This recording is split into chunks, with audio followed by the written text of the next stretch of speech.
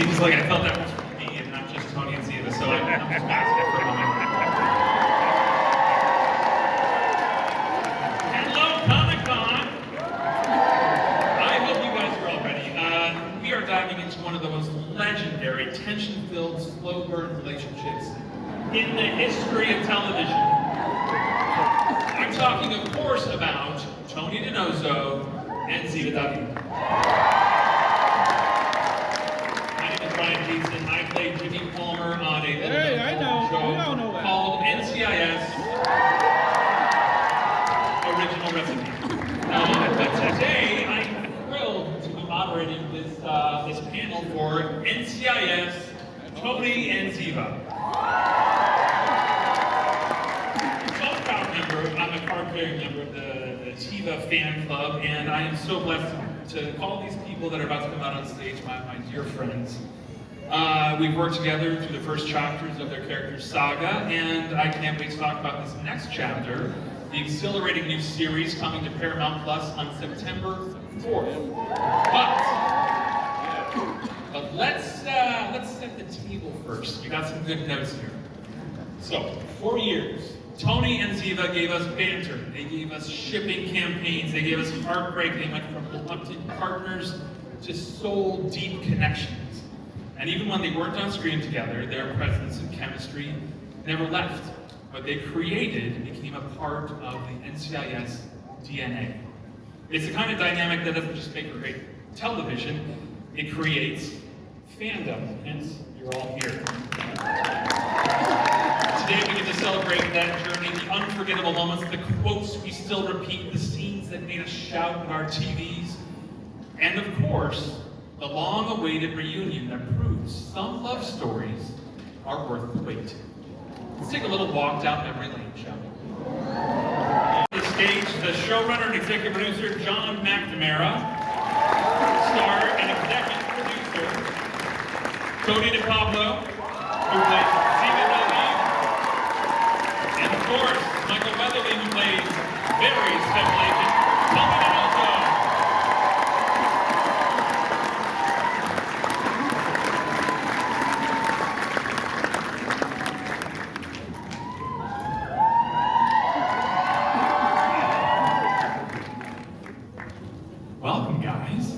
We're here.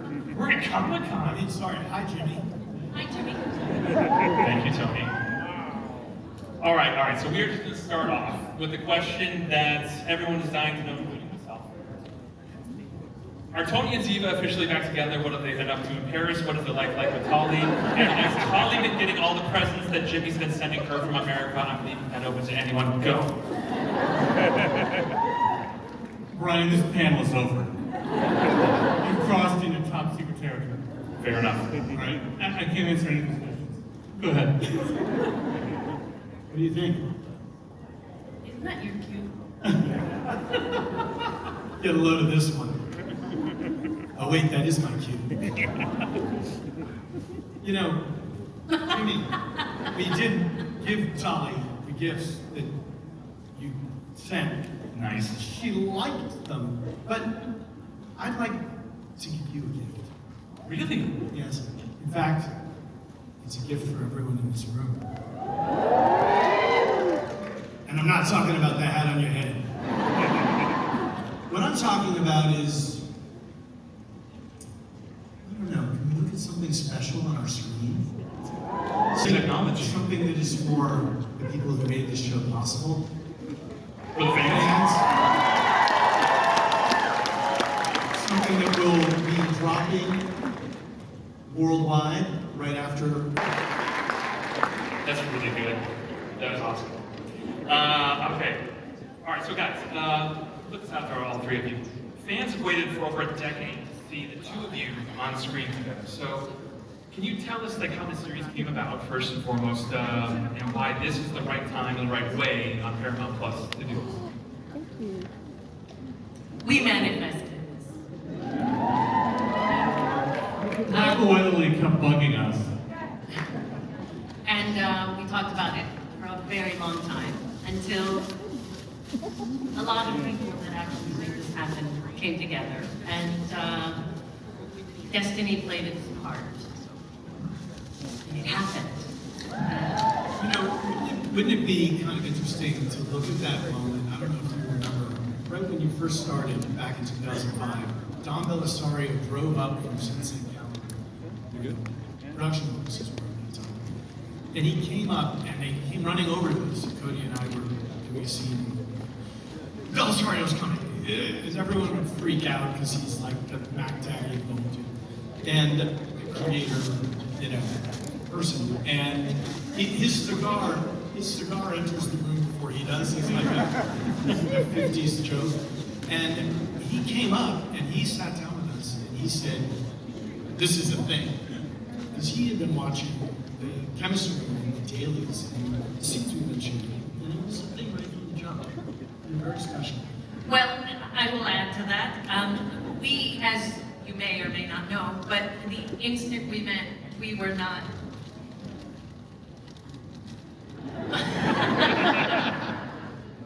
We gelled, but it wasn't out of, oh my God, I love this person. It was, we looked at each other and we were like, and then it was tension all the time. And I love you. Well, we used to do this thing called I love you. I love you, but I hate you, but I love you, but I hate you, but I love you. Yeah, played all the I love time. you. I hate you. As characters. But in real life, I love you. I love you. Yeah. So that didn't answer your question. No, not at all. But it doesn't matter. But we can talk forever, and that's a good thing. I know this. Hence, you have your own show. Let me ask you though, taking it back to the old school, NCIS, how was it different since each of your separate departures from the mothership, getting back into these characters' skin, getting back into the relationship between the two of them? Because you two left the show at different times. You actually both returned to the show for separate appearances. Now coming back together for this show that is literally titled after your characters. What was the actors' preparation for this? Michael and I did a lot of talking during the pandemic. Yeah. A lot. And we talked about life, and we talked about, obviously, the idea of potentially working together. And I remember one time he said, well, what if we get to do this? And do you think we'll have the thing that we have? And I remember thinking, well, you can't guarantee that it's going to be what it was. You can only guarantee what it will be. Meaning, you and I have a relationship, and it's a friendship. And obviously, the characters have gone through a lot. The characters have gone through life, and all of these things that, make them even more complex. But what the result is, or how that essentially played out in season 1, that we didn't know. And in that one scene, the first scene, we sort of looked at each other, and at one point we finished the scene sort of looking at each other, and we both took a step towards each other. And it was at that moment when we kind of locked eyes. I was like, oh yeah, okay. It was kind of romantic. First shot of day one of film. Yeah, and it was also really amazing getting, so I've known John for 30 years, 31 years. And, But who's counting? my doctor.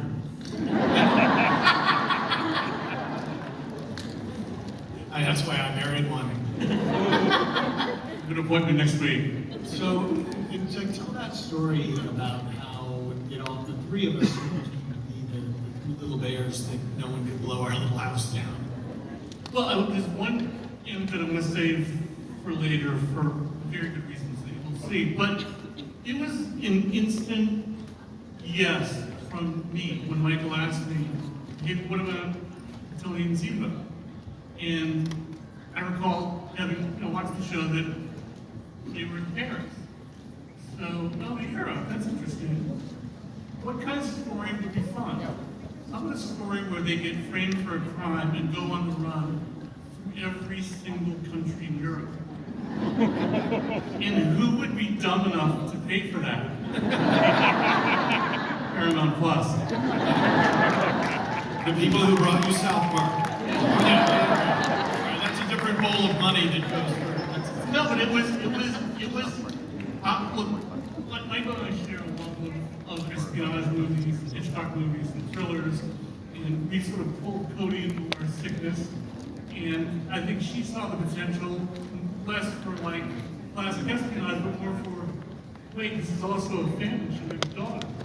So you put these characters in jeopardy, what you're putting in jeopardy is this daughter that they've raised very well. How will this affect the relationship with her? How will it affect her psychologically? Something that had stakes. We were all on these Zooms getting really excited about it. I was excited about like, ooh, what's the MacGuffin and the thing that was after? Michael was probably like, I'm gonna have to get a trainer. And Tony's like, there's actual legitimate emotional stakes. So all of us kind of got what we wanted.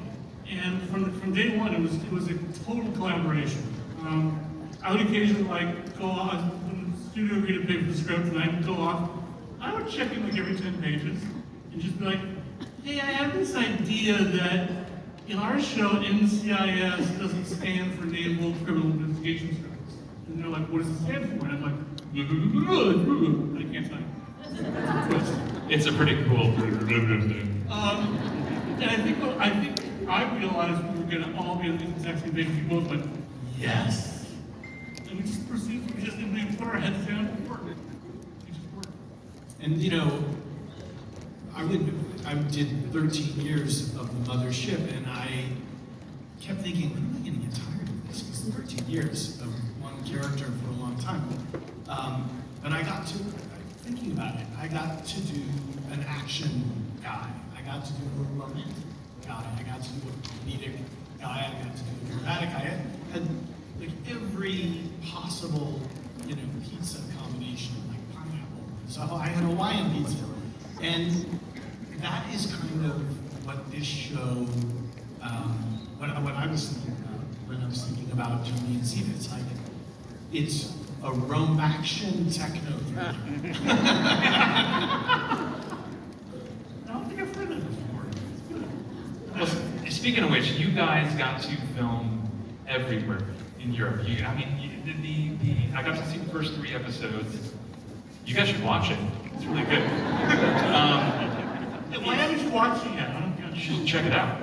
It's fantastic. I want NCIS to go to Italy so badly. I mean, it's incredible. What was it like filming after filming however many years combined between the two of you on NCIS?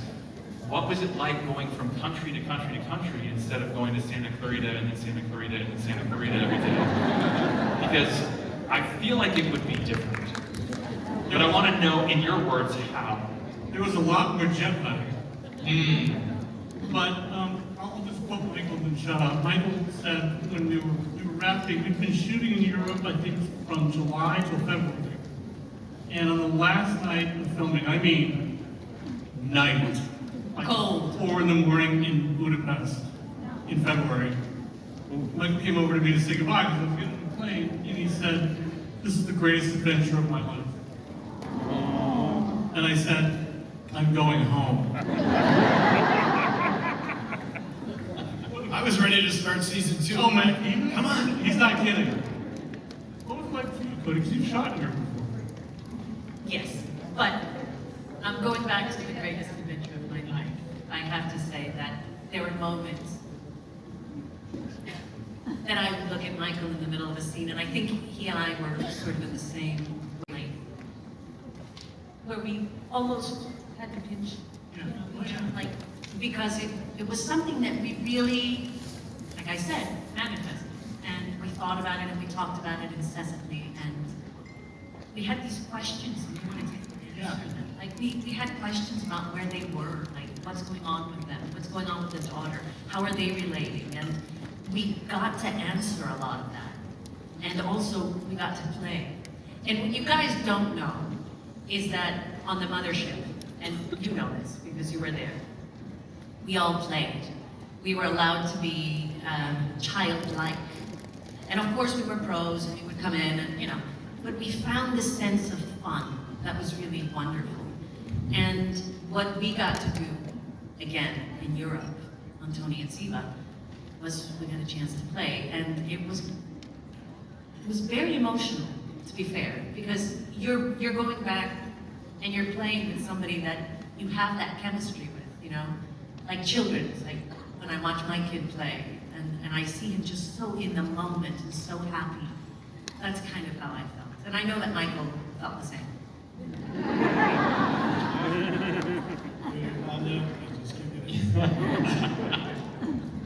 What is the origin of that? Mark Harmon.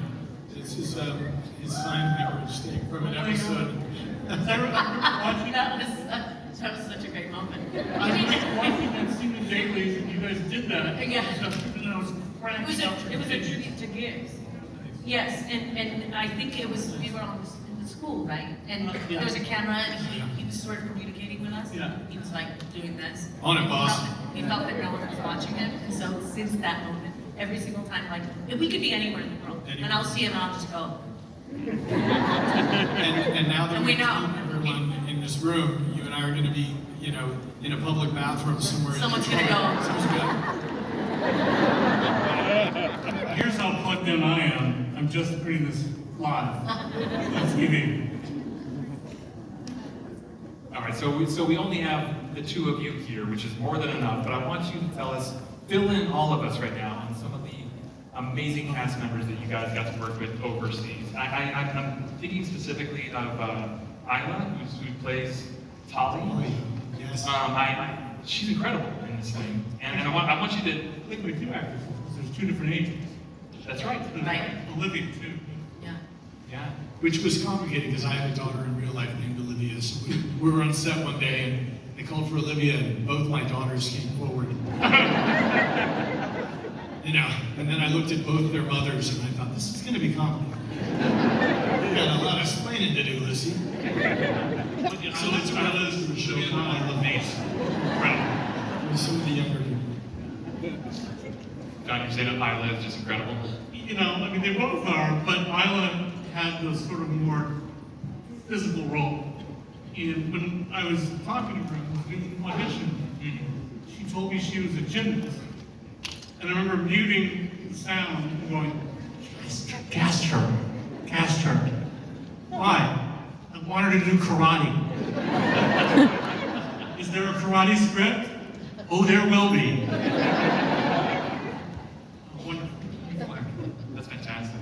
Great actor, and also she was dying to do her own stuff. Oh my God. For insurance reasons, we were like, kid, take it easy.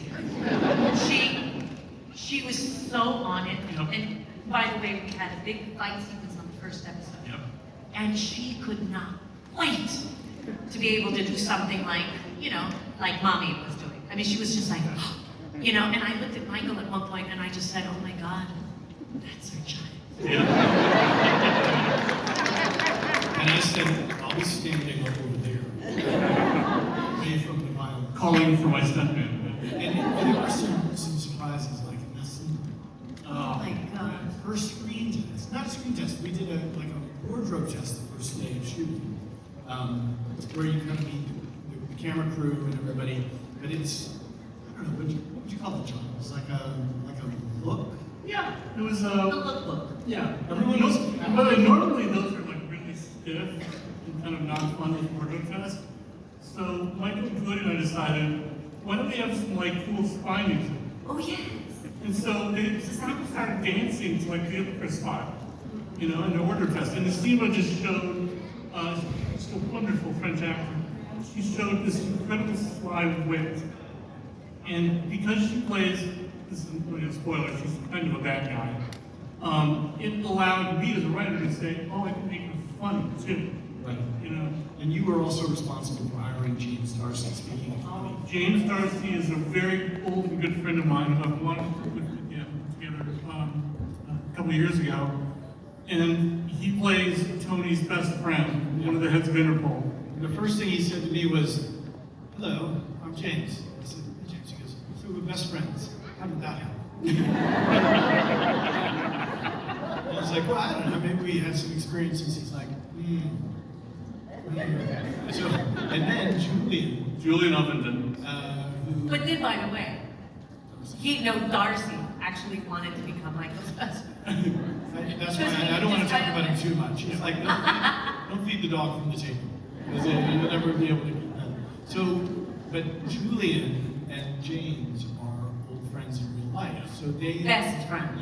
co-workers in the show, and I mean, The stories, oh my God, the stories. trying to just get them to shut up and get in front of the camera. It's like, you can keep talking, just move in front of the camera. They're best friends. And just by chance, it wasn't Yeah, planned. the total, I had no idea, and I know James. And I met Julian socially years before as well. I'm a huge fan of a show called Foyle's War that Julian was in for like 11 years. I also really want to do a big shout out to our Claudette. Oh my God, yes. She's also incredible. I mean, And Lara, Rossi. yep. These are all just names to you, but Oh my gosh, I want to meet all these people. You're going to meet all these people. You know what? I think it might be a good time to treat everyone to maybe to meet some of these folks. Let's get some exclusive content. Like right now. You guys want to get a sneak peek? Sneak peek from here? There's only this to do. Yeah? Alright. So we can show you the first 10 minutes of the first episode. As a little tease. Alright, so here's the big question that I was curious about before I got to see any of the episodes.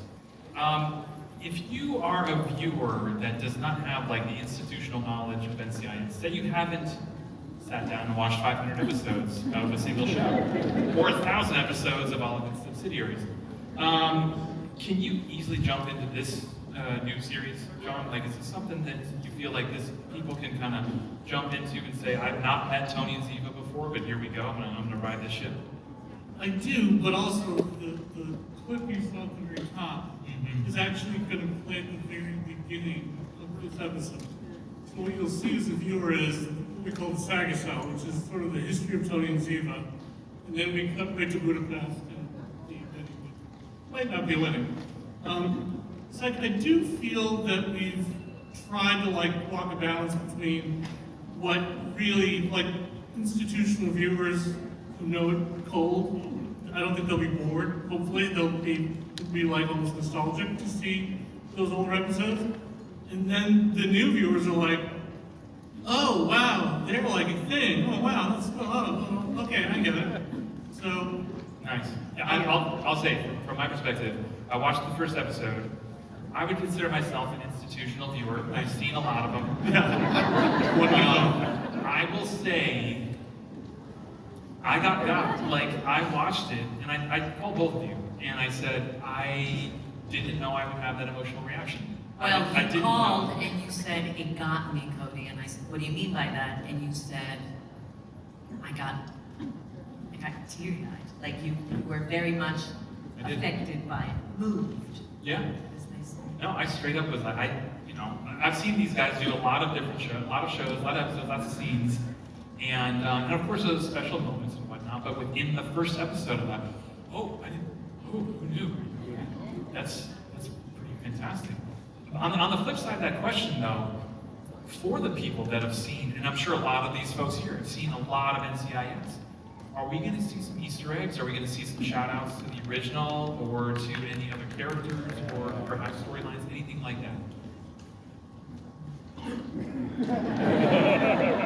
There's a couple of shout-outs in the middle of scenes throughout the first season. You know, we will be in the middle of a situation. Sure. And we'll say something like, oh, what would... Don't give it away. Don't give it away. But yes, The point of the Easter egg is that you have to find it.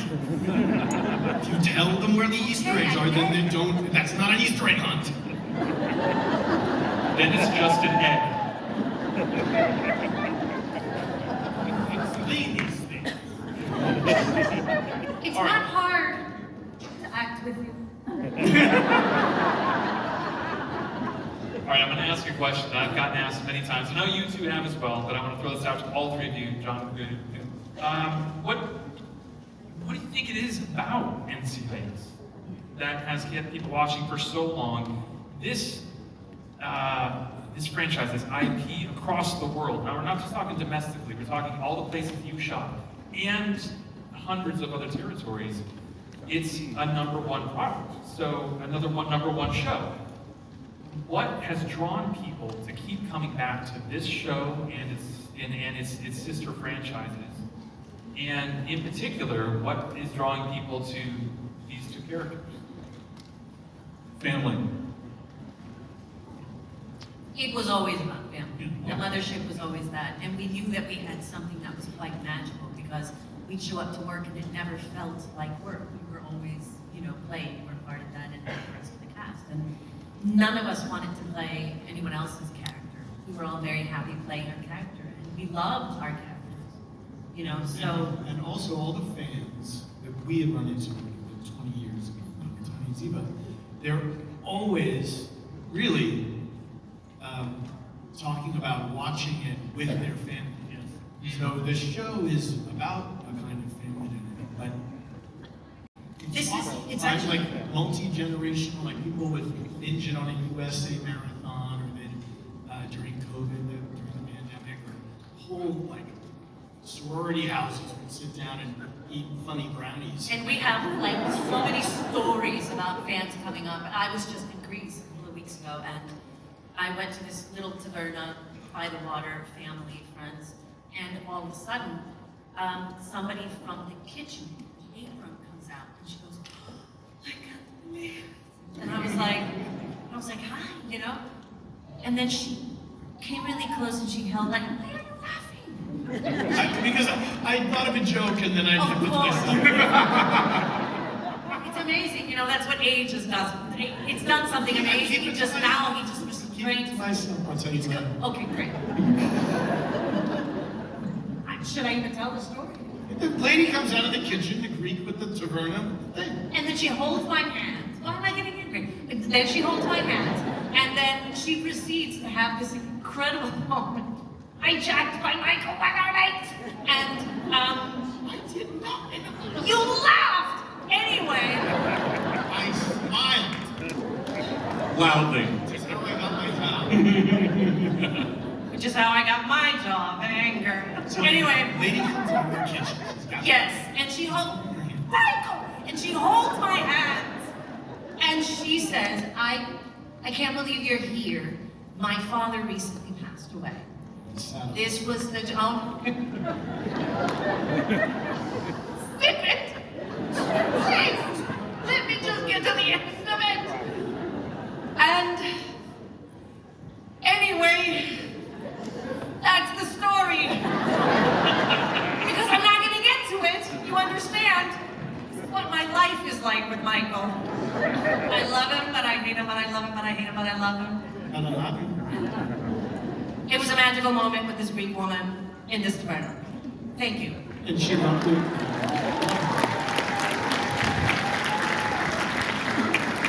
This is why people love Tony and Ziva, right here. This is it. This could be an episode. This plays during the closing credits of every episode. It's just them talking. It's fantastic. If by episode you mean like a seizure episode. It's an episode. Speaking of episodes, was there an episode that was particularly hard to film, or like emotionally or technically? Technically, every single one. Every single one? Yes. We were very ambitious. Yeah. And we had the support of an incredible studio in CBS. Incredible support from Paramount Plus. Yes. They were so just enthusiastic, B supportive, and C diligent. I would get sometimes, notes as one does as a producer, and I was sort of in awe of like, man, they're really reading the script. Like, they're really paying attention. They're really calling out inconsistencies. So yeah, the challenge was always balancing the size of the epic, which is big, and the size of the crew. And if you look at one small example is that car chase you saw, filmed over 5 nights in Budapest in February. Every single person you saw on screen is a stunt driver or a stuntman. So over 150 European, the best stunt people in Europe. But at the same time, and I think this is pretty true for Michael and Cote, the emotional intensity of the small scenes, that really like, I don't want to give anything away, but there's some stuff that's so real I still watch it like this. God, I hope my wife doesn't see this because she'll say what Ziva just said to Tony and I'll cry. So it was a combination of scale and then their ability to take an intense scene and make it seem just as epic as a great car chase or a great gunfight. But sometimes in this show, it's 100 degrees Fahrenheit and you're on a 1969 bus, stick shift prison bus with 100 background artists, everyone's sweating a little bit. It kind of smells like a zoo. And it smells to me, it's my musk. But you and I had to do that whole scene, or we're on a boat on the Danube, or we're in a church and we're doing all these in the church. There were always these confounding areas where we're like, how the heck are we going to do that? But then the minute we locked into each other, and the stuff that we're doing while we're hearing about the woman in the green suburban, but that's something that Cote and I, she tolerates my desire to kind of jump in with her and play. But that playfulness is really, it takes a huge amount of trust to do that. And we do it. You trust me a little bit. I trust you with everything. That's earned. I'd say after 20 years, the trust is probably there all the time. But it was fantastic to see, like you're saying, the technical across all those locations as well. Yeah. And then no matter, the only thing I'm going to give away is that no matter where you guys went, there was that connection that was there that made it feel like, okay, the viewers at home, because you two are there. Well, that's what, often if you are writing something that is action-based, suspense-based, and it's very plotty, you can sort of lose track of the characters and you do what I call hydroplane. You're so slick, and you're moving so fast, the characters stop mattering. And the great thing about working with Michael and Cote and the entire cast, and the history that they bring to this, and the stakes of their daughter, their relationship, their future, their past, I felt free to be like, yeah, I'm going to blow up that entire town. But it's going to actually mean something emotionally to the audience. And so, in a way, I got to play in a bigger field than I've ever played in my life. I've never shot anything like this in my life. I mean, ever. But it was because I could always say, we're going to go back to that. Yeah. And close it.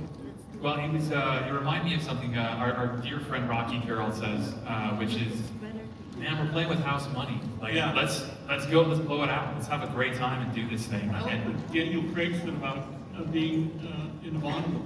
Yeah. He said, you're breathing rarefied air.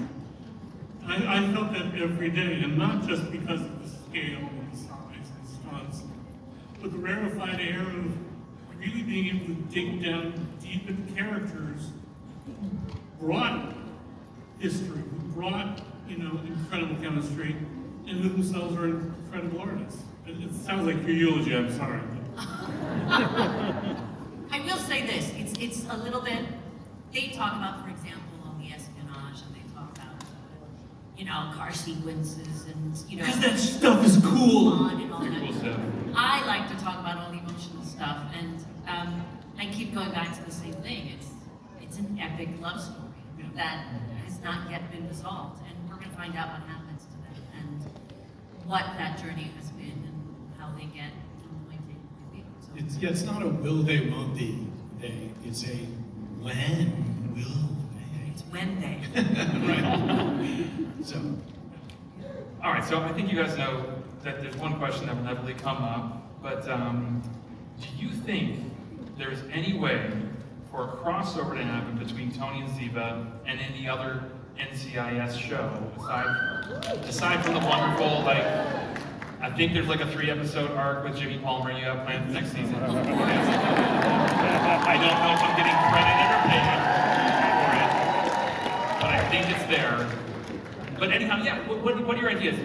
Both as a writer and for the three of you as executive producers, do you see a world in which the worlds of a procedural, long-based television show and a serialized action romance thriller can cross the streams?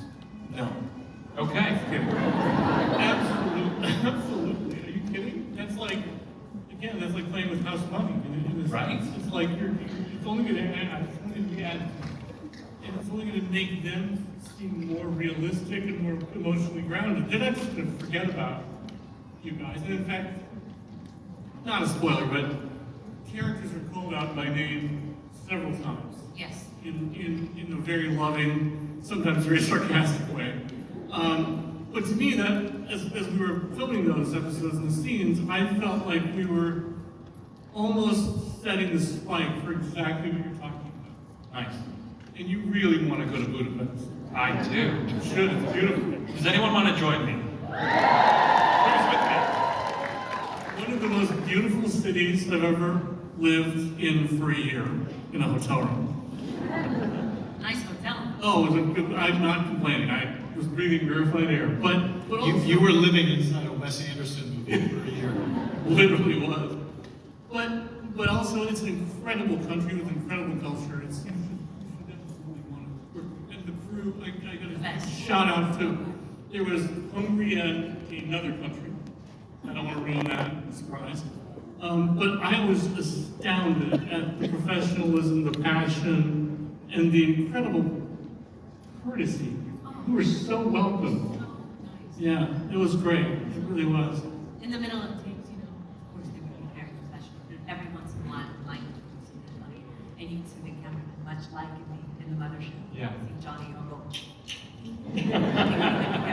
And you'd be like, and it was the same thing. So we were able to take a little bit of that into this. And it wasn't that I guess now that I hear myself, it's not that we were taking it, we were a part of something that was special, and that thing here is still very much present. And you brought it with you. Yeah, and well, it's there. It's you. Yeah. I just think it would be just better storytelling to start to pull threads Yeah. together. I really do. Don't get me wrong. I don't have any ideas. I'm completely out of ideas. I just spent a year in Europe, so I'm flat out. But I'll refill the tank and talk to these guys, and we'll figure it out. I think there are many, many, many stories with this established relationship with these two characters, and I can't think of a better note to end on. But and so thank you to everyone for coming out today.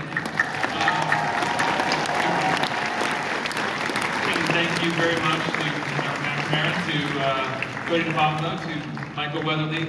We're going to leave you a little something, so don't forget to check out NCIS, Tony and Ziva on Paramount Plus.